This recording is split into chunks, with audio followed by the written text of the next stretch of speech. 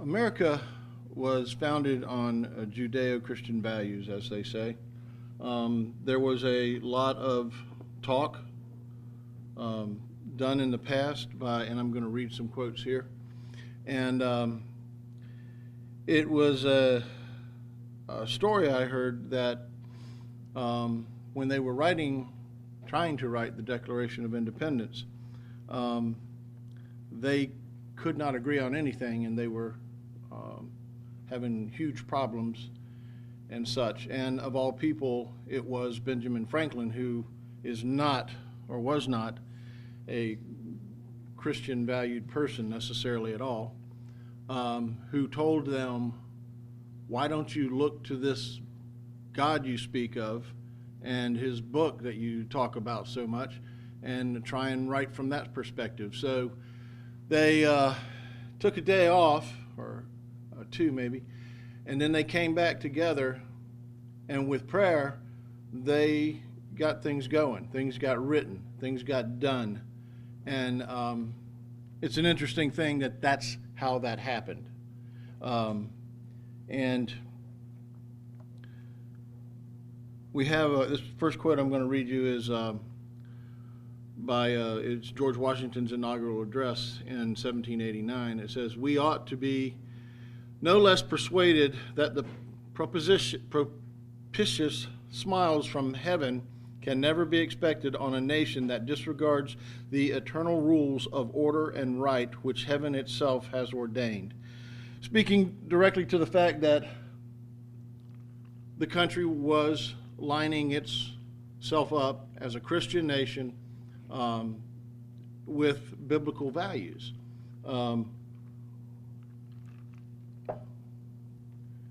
So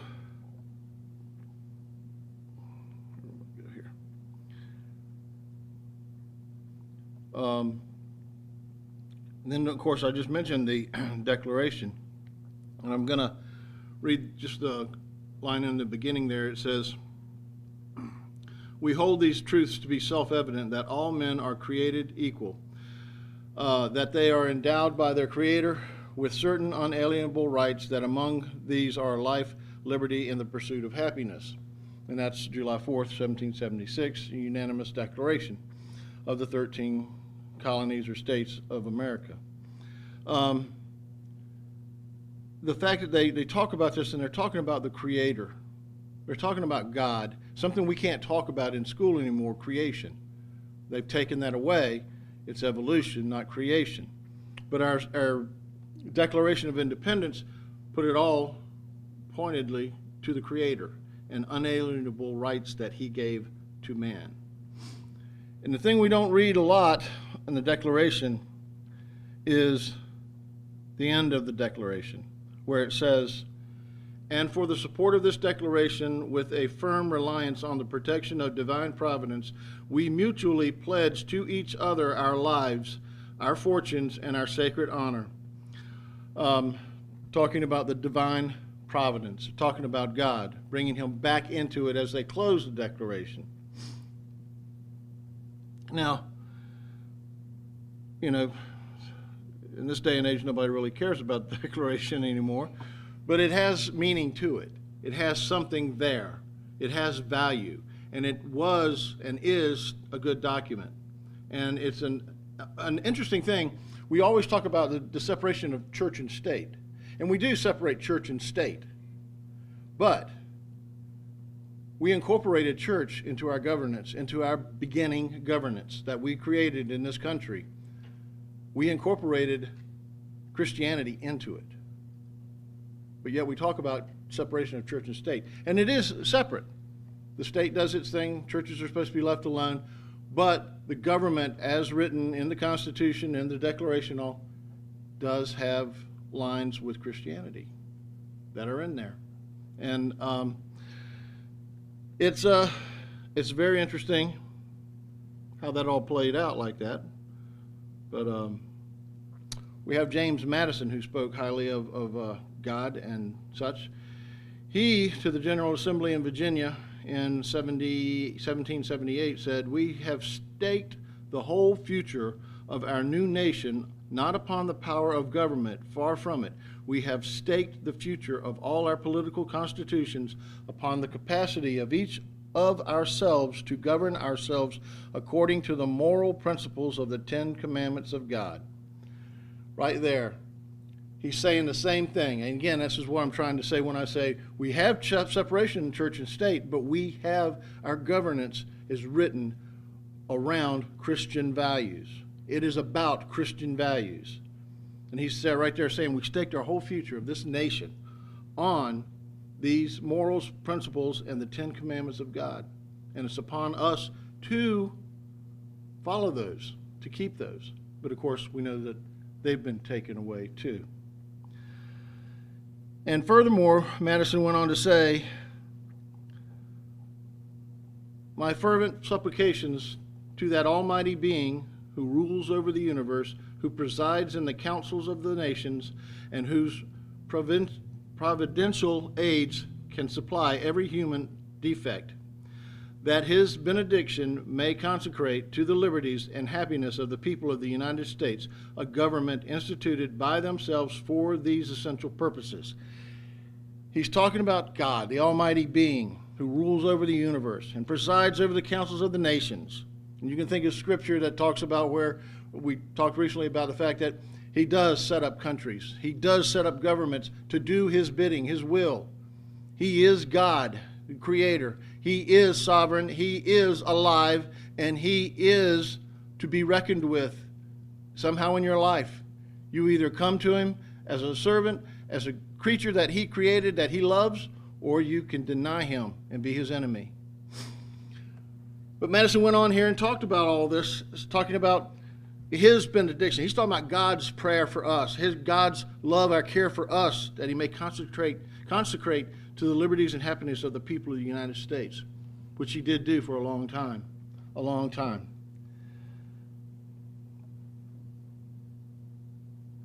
Now this one I'm going to have to turn. This kind of came out funny. All right, I'll get to that in just a second. So here's the deal. I just read just a few quotations of famous people who helped start this country, who helped build the government, were in the building or the writing of the Declaration. They were also in the writing of the Constitution, which is, if you actually really read that, it is one of the most unreal things that they could have created back in those days that still can apply totally and directly to this world right now, to this nation right now. And it's not really hard. It's simple stuff. But they were able to master that when they wrote it. Good stuff. This is not a political sermon, by the way. But what I'm getting at is, this is what God has done for us. And if you can sit in your seat and say that this country is terrible, you're crazy. And if you think that because the guys, those old guys back then in those days that wrote all that, but they still owned slaves, and that makes them stupid and immoral and makes their writings false and not good, you're crazy. Okay? Yeah, they did have slaves. George Washington had slaves. Madison had some. Thomas Jefferson had some. But the thing is, the country changed and got better as it grew. We changed. We're the only nation. Every nation in the world has had slavery, and this isn't about slavery either. You'll be amazed where I'm going with this. Every nation in the world has had some sort of slavery. We're the only nation that fought ourselves to get rid of it. To get rid of it and abolished it. Others just changed things and winded it this way and said it that way, but we actually went to war with ourselves to get rid of it. Now, unfortunately, there are sinister people working from way back then even that wanted to keep slavery, that wanted to get rid of any people who weren't white and such like that. But they didn't win. they didn't succeed, because right did succeed. And we have gotten a lot better than we were. And we're still not perfect. That comes later, when Christ actually runs the show. But what I want to go to is this. Psalm 78, start in verse 1. And it says, "Give ear, O my people, to my law. Incline your ears to the words of my mouth. I will open my mouth in a parable. I will utter dark sayings of old, which we have heard and known, and our fathers have told us. We will not hide them from our children, showing to the generation to come the praises of the Lord and his strength and his wonderful works that he hath done. For he established a testimony in Jacob and appointed a law in Israel, which he commanded our fathers, that they should make them known to their children, that the generation to come might know them, even the children which should be born, who should arise and declare them to their children, that they might set their hope in God and not forget the works of God, but keep his commandments." Now, if anyone can sit in their seat again and say, that's Old Testament stuff, that doesn't apply to me, you're fooling yourself. This applies to each and every one of us. And God is telling us here that we are supposed to be historians to our children. And that's what we were supposed to do. When we had our children, bringing them up, we were supposed to tell them all the wonderful things that God did, including create this country. And we were supposed to let them understand this stuff, but we didn't. There's a pretty famous Southern Baptist minister named Adrian Rogers, and he used the line that we are one generation away from paganism. Just one generation. Now that phrase, that's not his phrase only. That phrase has been used a lot. Reagan used it. He said we are one generation from communism, socialism. Others have used it in other veins, saying we are only one generation from whatever they were trying to talk about. So it's been used by a lot of people, but Adrian used it just to be paganism. He was talking about Christian values, knowing Christ, knowing God, following them. That's what he was talking about. Albeit, he was Southern Baptist and had a few things he needed to get straight to. But it's there. We are to be historians to our children. And many people say, well, I'm going to let them decide. I didn't give mine a chance. I told them what they were going to believe, because I didn't know these verses at that time at all. But I knew I believed in God, and I knew I believed in Jesus, and I knew I was going to make them understand that there was a God and there was a Jesus. And I did that, thank God. But that's what we're supposed to be. But we have a problem, because we are an unruly nation. We go back over to my other quotes.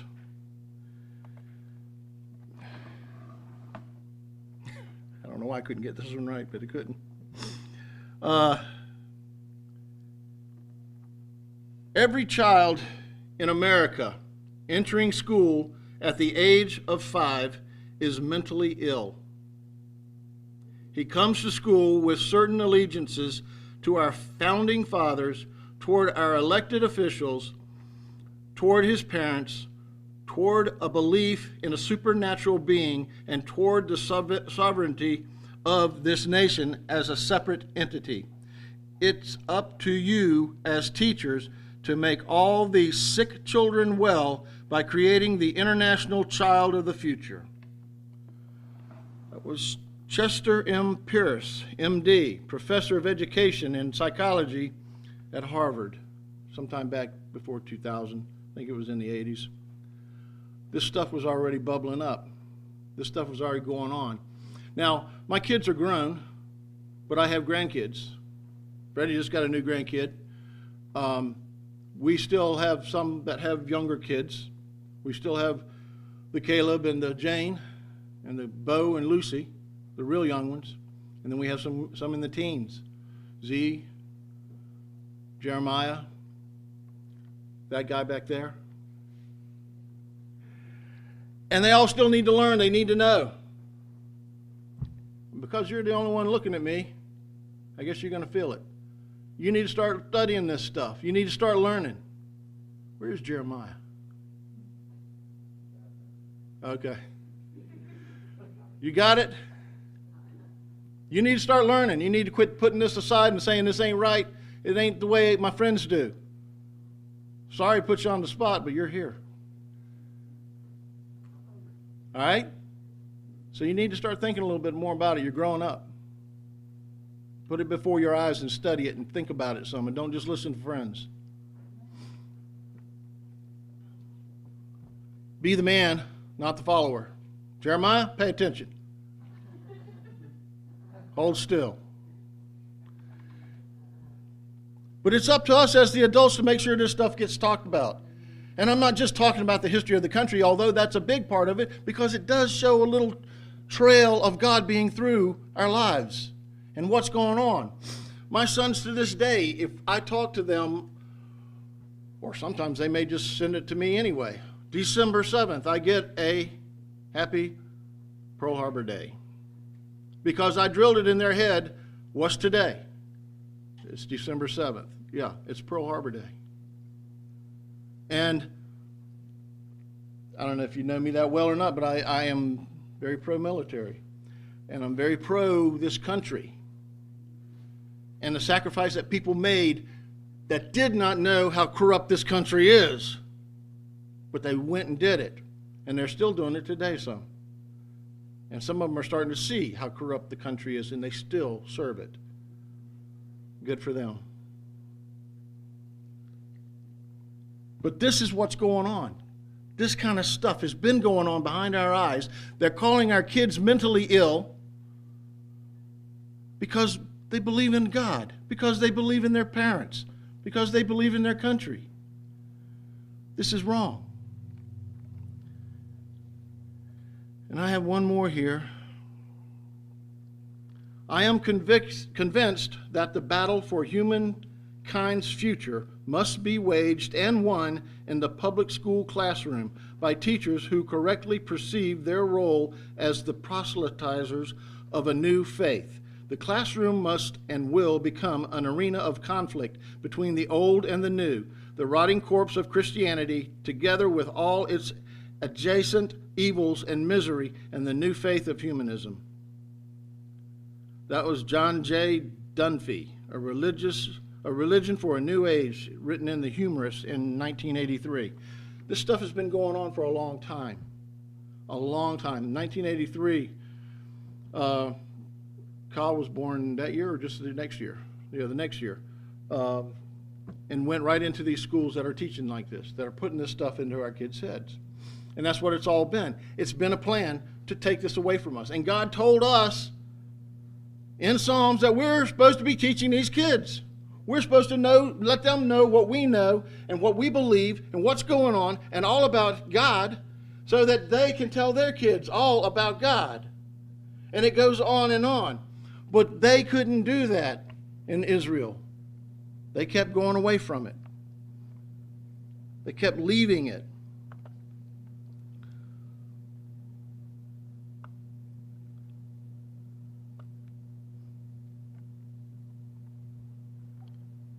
In Psalm 78, verse 39, it says, let me pull a little bit more of that. Yeah.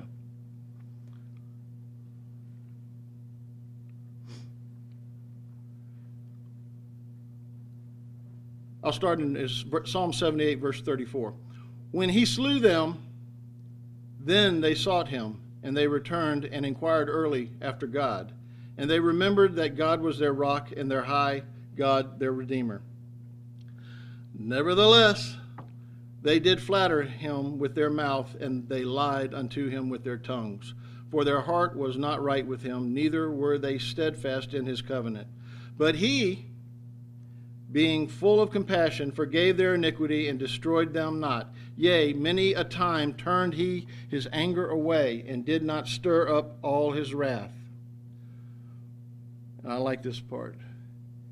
For he remembered that they were but flesh, a wind that passes away and cometh not again. So he's getting mad. He's angry at man because man won't do what he tells them to do. He won't listen. They won't do what's good for them. And let's think of this in the context of the beginning of the Bible. Elohim is talking. They're talking together. And one of them says, it's just flesh. They're going to be gone here just in real soon. If a day is 1,000 years for God, what is your life? 15 minutes maybe? And then you're gone. And that's what I kind of get that from this. I get God saying, they're going to be gone soon anyway. Just let them be.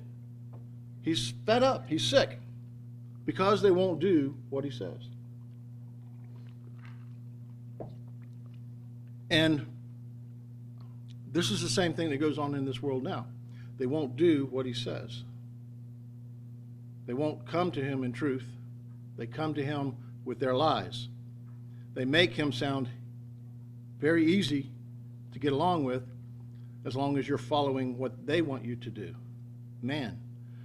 But God wants you to do it his way.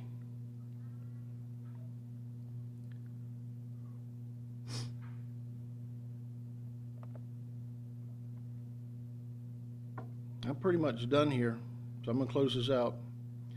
Proverbs 22:6. Train up a child in the way he should go, and when he is old, he will not depart from it. That was a simple command, a simple order to do that. And that's what we need to do, even as grandparents and parents. And, even parents to the older kids. They still got to make sure that they understand it and they know it and they follow it. And we pass it along because God's watching. If he doesn't see us passing the ball back to the younger age group, he's not happy with us. We're leaving something out. So we've got to be the one that has to step up and give it to these kids and let them know what it's all about.